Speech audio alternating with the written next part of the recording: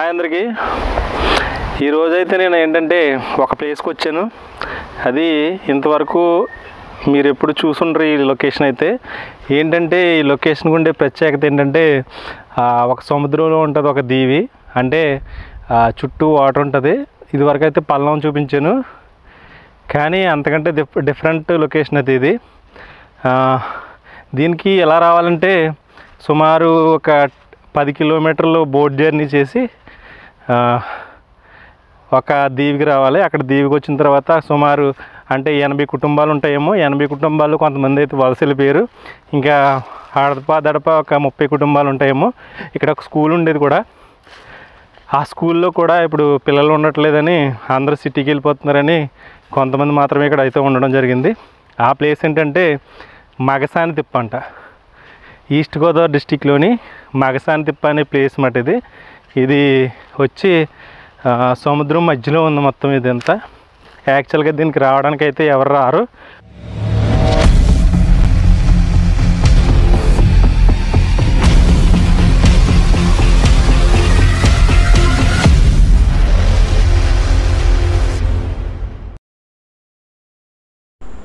ఈరోజు మనం ఆంధ్రప్రదేశ్ రాష్ట్రంలోని తూర్పుగోదావరి జిల్లాలో సముద్ర కాలగర్భంలో కలిసిపోతున్న ఒక ఐలాండ్ చూడడానికైతే వెళ్తున్నాం మనం. ఆ ఐలాండ్ పేరు వచ్చి మగసాని తిప్ప. దీన్నే మాంసం తిప్ప లేదా మాసాని తిప్ప అంటారు. ఇది సముద్ర కాలగర్భంలో కలిసిపోతుందన్నమాట. ఇక్కడ ఇండియా మ్యాప్లో చూస్తే మీకు చుట్టూ మడ్ ఫారెస్ట్ ఉంటుంది. ఒకవైపు అయితే బంగాళాఖాతం సముద్రం ఉంటుంది. ఆ బంగాళాఖాతం సముద్రంలో ఇక్కడ కనిపిస్తుంది చూసారా, ఇది మ్యాప్లో అయితే కనిపించదు. ఇది మ్యాప్లో ఏమని చూపిస్తుందంటే శ్రీ కాలభైరవ స్వామి టెంపుల్ అని చూపిస్తుంది. ఇక్కడ మ్యాప్లో చూడండి, శ్రీ కాలభైరవ స్వామి టెంపుల్ అని చిన్న భూభాగం, చిన్న లైన్స్ ఉన్నాయి కదా, ఆ ప్లేస్కి అయితే మనం వెళ్తున్నాం. మనం మ్యాక్సిమం నిన్న వీడియోలో పడవ జర్నీ 20 కిలోమీటర్లు ఉంటుందని చెప్పాను కదా. మ్యాక్సిమం మనం దగ్గరికి వచ్చేసాం. ఈ 20 కిలోమీటర్లు అయిపోయిన తర్వాత ఇక్కడ ఈ ఐలాండ్కి అయితే వచ్చేసాను నేనైతే. ఒకసారి మీకు అక్కడ వెళ్ళిన తర్వాత అక్కడ లొకేషన్ ఎలా ఉంటుందో అయితే ఒకసారి చూపిస్తాను. లాస్ట్ వరకు చూడండి. ఇది తర్వాత మీరు ఫ్యూచర్లో ఈ వీడియో చూద్దామన్నా, అంటే ఈ ఐలాండ్ చూద్దామన్నా కనిపించకపోవచ్చేమో, ఎందుకంటే ఇది సముద్ర కాలగర్భంలో కలిసిపోతున్న ఐలాండ్. మరి ఈ వీడియో లాస్ట్ వరకు చూడండి. Thank you so much. మనం ఈ మగసాని తిప్ప ఐలాండ్కి రావడానికి బలుస్తిప్ప దగ్గర మనం బోట్ ఎక్కిన తర్వాత ఒక 20 కిలోమీటర్లు జర్నీ చేసి ఒక మడ ఫారెస్ట్ గుండా జర్నీ చేసి పడవపై మాత్రమే జర్నీ చేయాలి. ఈ జర్నీ చేసి ఈ ఐలాండ్కి దగ్గరలో వచ్చేసాం. మీరైతే ఇక్కడ లొకేషన్ చూడండి, ఇంకా దగ్గరలోనే కొంచెం టైంలో మనం వెళ్ళిపోవచ్చు. ఇక్కడ చుట్టూ మడ ఫారెస్ట్ ఉంది. తూర్పుగోదావరి జిల్లా, పశ్చిమ గోదావరి జిల్లాల్లో ఎక్కువగా మడ ఫారెస్ట్ ఎక్కువగా ఉంటుంది. ఇక్కడైతే ఇండియాలోనే సెకండ్ ప్లేస్ మాట. ఈ మడ ఫారెస్ట్ ఎక్కువగా ఉన్న ప్లేసుల్లో మన ఆంధ్రప్రదేశ్ సెకండ్ ప్లేస్లో ఉంది. ఈ మడ ఫారెస్ట్ ఎందుకు ఉపయోగపడుతుంది అంటే తుఫాన్లు వచ్చినప్పుడు చాలా మటుకు ఈ గాలి రాకుండా కొంతవరకు ఆపుతుంది. అలాగే ఇది సాల్ట్ వాటర్లో జీవిస్తుంది. ఇవి ఔషధాల్లో కూడా చాలా ఔషధాల్లో దీన్ని ఎక్కువగా యూజ్ చేస్తూ ఉంటారు. దీనివల్ల అయితే చాలా యూజెస్ ఉంటాయి ఈ మడ ఫారెస్ట్ వల్ల, ఈ మాంగ్రూవ్ ఫారెస్ట్ వల్ల. ఓకే మనమైతే మగసాని తిప్ప దగ్గరలో, ఐలాండ్కి దగ్గరలో ఉన్నాం. ఒకసారి అయితే మీరు చూడండి. ఓకే మనమైతే ఈ మగసాని తిప్పకి ఐలాండ్కి అయితే వచ్చేసాం. అక్కడ కనిపిస్తున్న చూసారా, అక్కడ ఇల్లులు కొన్ని ఉన్నాయి కదా, అదే మగసాని తిప్ప ఐలాండ్. ఇక్కడైతే పిల్లలు చూడండి ఒకసారి ఏం చేస్తున్నారో. మనమైతే ఈ మగసాని తిప్ప ఐలాండ్కి అయితే వచ్చేసాం. అక్కడ కనిపిస్తున్నది ఈ మగసాని తిప్ప ఐలాండ్. ఇక్కడైతే మంచినీరు దొరకదంట వీళ్ళకైతే. మంచినీరు అయితే ఇక్కడ గ్రౌండ్ వాటర్ అయితే సాల్ట్ వాటర్, మంచినీరు కూడా దొరకదంట. మంచినీరు కావాలంటే సుమారు ఒక 20 కిలోమీటర్లు పడవపై వెళ్ళి పడవల్లో బోట్ల ద్వారా వాళ్ళు పక్క ఊరికి వెళ్ళి, పక్క ఊరు అంటే మీకు తెలుసు కదా, బలుస్తిప్ప వెళ్ళి అక్కడి నుంచి వాటర్ అయితే తెచ్చుకుంటారంట. ఇప్పుడు వరద వచ్చింది కాబట్టి ఆ వరద నీరే వీళ్ళు మంచినీరుగా ఉపయోగించుకుంటారంట. ఇక్కడ చూడండి, వరద నీరు అయితే కొంచెం సాల్ట్ తక్కువగా ఉంటుంది కాబట్టి అదే యూజ్ చేసుకుంటారంట. ఈ గ్రామానికైతే ఇక్కడ మంచినీరు సౌకర్యం అయితే లేదు. ఓకే ఇంకోటి ఏంటంటే ఇక్కడ ప్రజలకి విద్యుత్ సౌకర్యం కూడా లేదంట, కరెంట్ అయితే లేదంట. గత కొన్ని సంవత్సరాలుగా అయితే విద్యుత్ సౌకర్యం కూడా లేదు. ఈ మధ్య ఒక వ్యక్తి అయితే కృషి చేసి చాలా మట్టుకి ఈ గ్రామానికైతే కరెంటు విద్యుత్ సౌకర్యం ఏర్పాటు చేశారంట. ఈ మధ్యకాలంలోనే ఈ 1 or 2 ఇయర్స్లోనే ఈ గ్రామానికైతే విద్యుత్ సౌకర్యం ఏర్పాటు చేశారంట. ఓకే,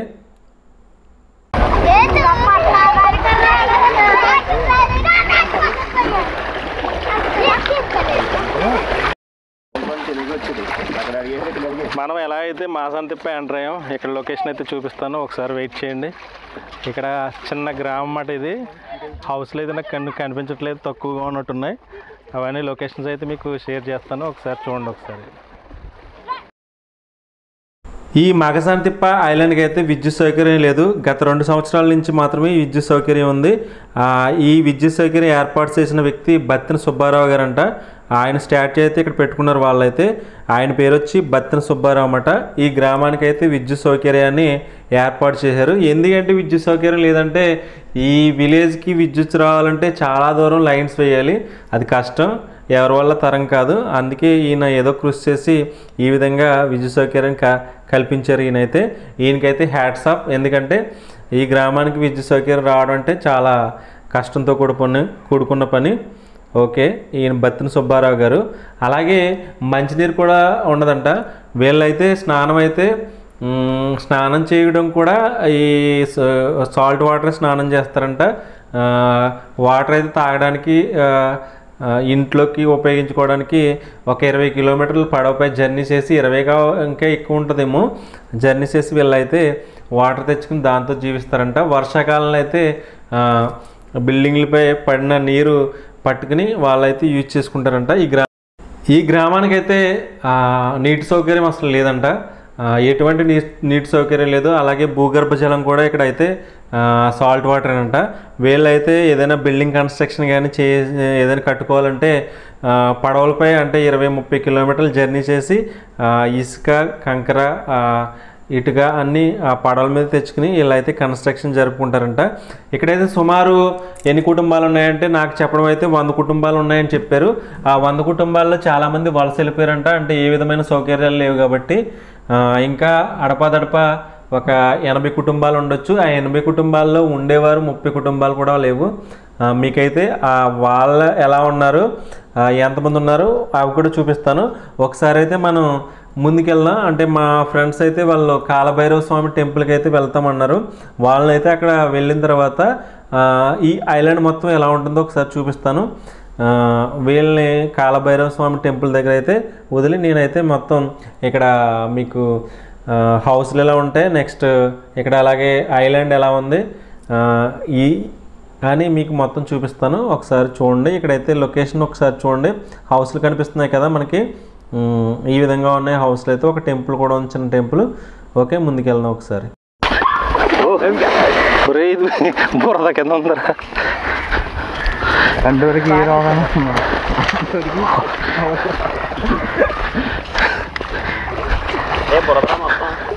ఎరా ఈ బురదలోనే స్నానం చేస్తారే మీరు ఇంకా? నిజమే. ఎరా చప్ప నీళ్ళు ఉండవా? రక్తం వచ్చేస్తున్నారా నోడంపడా? రే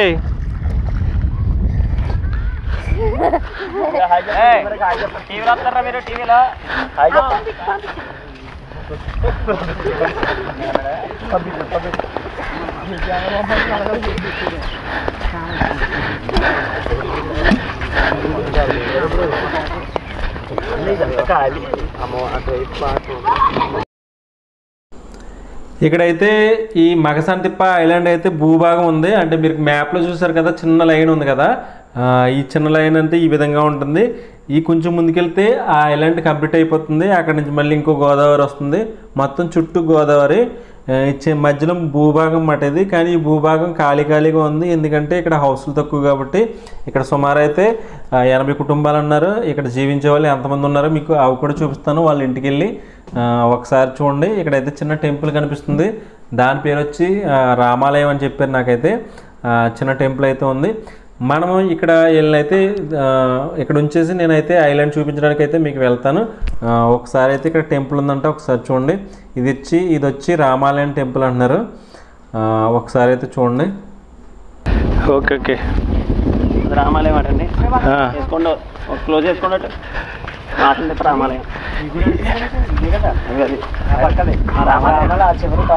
స్కూల్ లేదండి ఇక్కడ. ఇప్పుడు వరకు మనం అంటే పడవ దిగిన తర్వాత కొంత దూరం అయితే వచ్చాం. ఇక్కడ తోట అయితే హౌస్లు అయితే కంప్లీట్ అయిపోయినాయి. ఇక్కడ నుంచి అయితే హౌస్లు ఏమి ఉండవు, ఓన్లీ కాలభైరవ స్వామి టెంపుల్ ఉంటుంది. ఆ టెంపుల్ తర్వాత అయితే ఒక అంటే చిన్న భూభాగం ఉంటుంది. ఆ భూభాగం ఎలా ఉంటుందో, ఈ ఐలాండ్ ఎలా ఉంటుందో అయితే ఒకసారి చూపిస్తాను. ఒకసారి చూడండి. మనమైతే ఈ ఐలాండ్లోకి వెళ్తున్నాం, చూడండి ఒకసారి.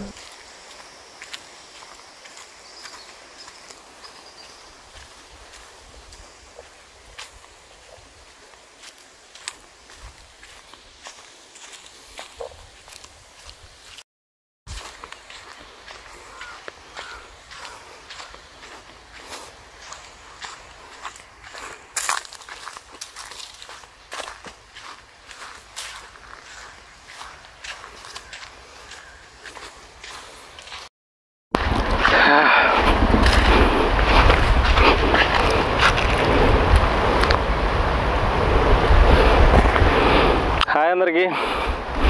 ఈరోజైతే నేను ఈస్ట్ గోదావరి డిస్టిక్లోని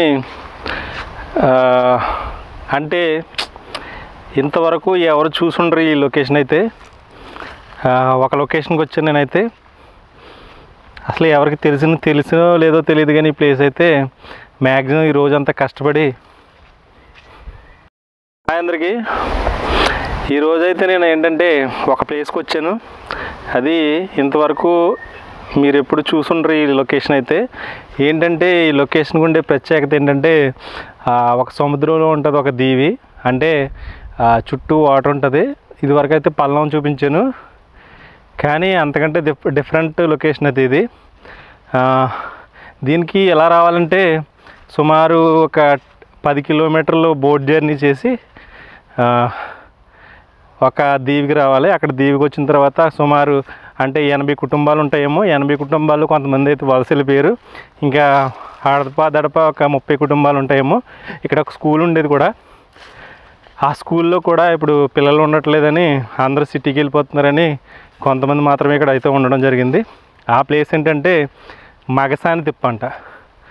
ఈస్ట్ గోదావరి డిస్టిక్లోని మగసాని తిప్ప అనే ప్లేస్ మాట ఇది. ఇది వచ్చి సముద్రం మధ్యలో ఉంది మొత్తం ఇదంతా. యాక్చువల్గా దీనికి రావడానికి అయితే ఎవరు రారు, కానీ జనాభా మాత్రం ఒక 30 కుటుంబాల వరకు ఉన్నాయి. వాళ్ళు ఏంటంటే బోట్లో ఇక్కడ అలవాటు అయిపోయి బోట్లో మాత్రమే ఈ ప్లేస్కి రావడానికి జరుగుతుంది. అటువంటి ప్లేస్కి అయితే నేను వచ్చాను. ఇక్కడైతే కాలభైరవ స్వామి అని ఫేమస్ టెంపుల్ అయితే ఉంది. ఆ టెంపుల్ అయితే నేను చూసాను. అయితే ఇప్పుడు మీకైతే లొకేషన్ గురించి మ్యాక్సిమం పెడతా.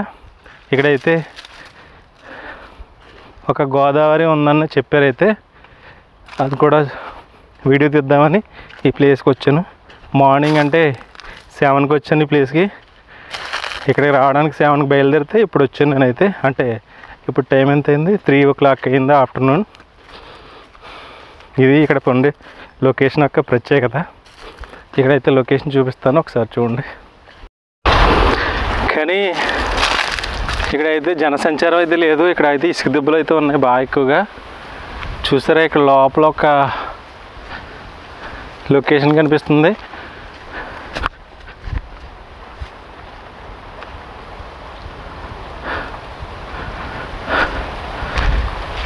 ఈ లొకేషన్ అయితే భయంకరంగా కూడా ఉంది. ఏంటంటే ఎక్కడో సినిమాలో చూసుంటాం మనమైతే. చెట్లు ఉన్నాయి, బట్ ఏంటంటే అవతలైతే ఒక గోదావరి కనిపిస్తుంది. ఆ లొకేషన్కి వెళ్ళడానికి అయితే బాగా విపరీతంగా చెట్లు ఉన్నాయి.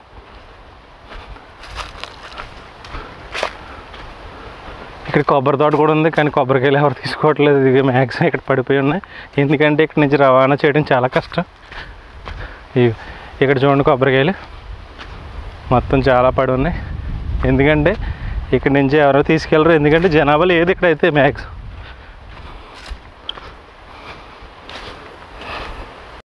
హాయ్ అందరికీ. ఈరోజు నేనైతే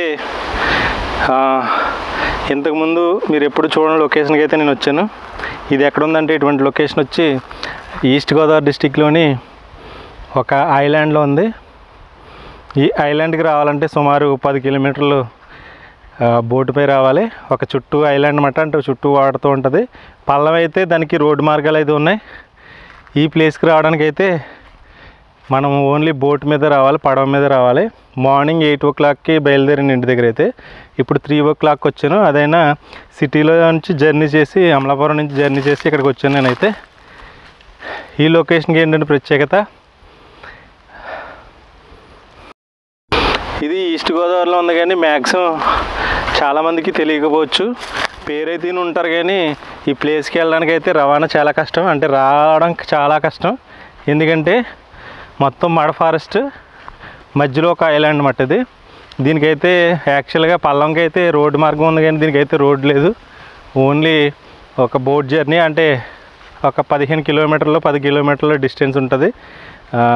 అక్కడి నుంచి అయితే బోటు మీద మాత్రమే రావాలి. ఇక్కడికి వచ్చిన తర్వాత ఇక్కడ సుమారు అయితే ఒక 30 కుటుంబాలు మాత్రమే ఉంటాయి. ఒక స్కూల్ కూడా ఉంది కానీ మ్యాక్సిమం ఆ స్కూల్ కూడా మూసేశారంటే, ఎందుకంటే పిల్లలు అయితే సిటీలోకి వెళ్ళిపోతున్నారని. కొంతమంది అయితే 30 కుటుంబాలు మాత్రం ఇక్కడ అయితే జీవనోపాధి జీవిస్తున్నారు వాళ్ళైతే. ఆ లొకేషన్కి అయితే వచ్చాను నేనైతే. మ్యాక్సిమం ఆ లొకేషన్ చూపిస్తాను. ఒకసారి అయితే ఇక్కడైతే మొత్తం కొబ్బరి తోట ఉంది కానీ జనసంచారం అయితే లేరు. ఇక్కడ మీకు ఒక గోదావరి ఉంది కానీ అది వెళ్ళడానికి అయితే చుట్టూరు డొంక ఉంది, కష్టం తీయడం అయితేని. లొకేషన్ అయితే ఇది మొత్తం అయితే. ఓకే, ఇది సముద్రం మధ్యలో ఉన్న ఒక ఐలాండ్ అన్నమాట. కానీ మామూలుగా మనం ఉండే ప్లేస్లా ఉంది కానీ మాత్రం జనాభా అయితే లేరు ఎవరు. చుట్టూ డొంకలు.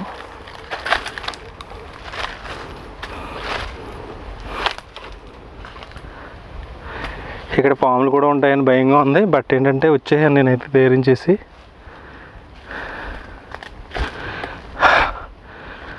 ఒక్కసారి ఉండండి, మీకైతే లొకేషన్ చూపిస్తా.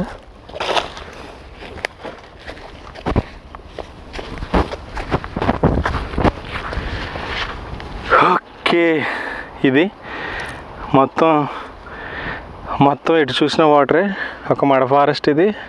ఈ ఫారెస్ట్లో ఒక ఐలాండ్ ఏర్పడ్డది, అంటే ఒక దిబ్బలా ఉంది. అయితే ఇక్కడైతే 30 కుటుంబాలు అయితే జీవిస్తున్నాయి. వాళ్ళ ప్రధాన వృత్తి వేట అయితేనే. ఇక్కడైతే లాంగ్లో ఒక బోట్ కనిపిస్తుంది నాకైతే. ఇది మగసాని తిప్పంట. ఒక మగసాని అంటే ఒక మగవాడు, ఒక సాని అంటే స్త్రీ, ఇద్దరు కలిసి జీవించేవారంట స్టార్టింగ్లో అయితే ఈ ప్లేస్లో. వాళ్ళిద్దరూ ఉండేవారంట, ఇంకెవరు ఉండేవారో కదంట. అందుకు ఒక కుటుంబం ఉండేదంట. దాని గురించి ప్లేస్కి అయితే మగసాని తిప్ప అని పేరు వచ్చింది. ఇది మ్యాప్లో కనిపిస్తుంది కానీ రావడం అయితే చాలా కష్టం. ఈ ప్లేస్కి అయితే రాలేరు మీరైతే. లొకేషన్ అయితే బాగుంది. ఓకే, ఇది ఈ డొంకల నుంచి అయితే రాలేకపోయింది నేనైతే.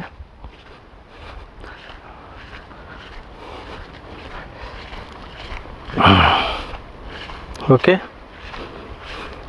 మనం వెళ్ళిపోదాం. ఇంకా నా తిప్పలు చూడండి, ఈ ముళ్ళు డొంకల నుంచి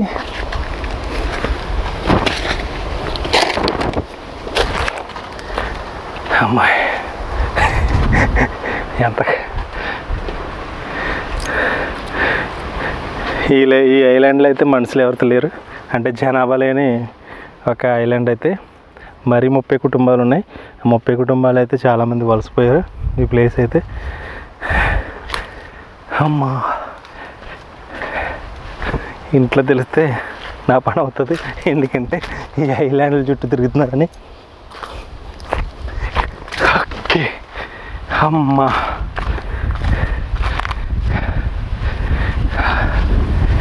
లొకేషన్ అయితే బాగుంది కానీ జనాభా మాత్రం ఎవరు మనుషులు లేరు ఈ ప్లేస్లో.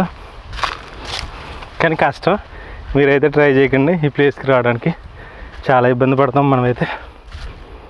ఓకే, వెళ్ళిపోతున్నాను నేను, ఎనర్జీ అయిపోయింది నాకైతే.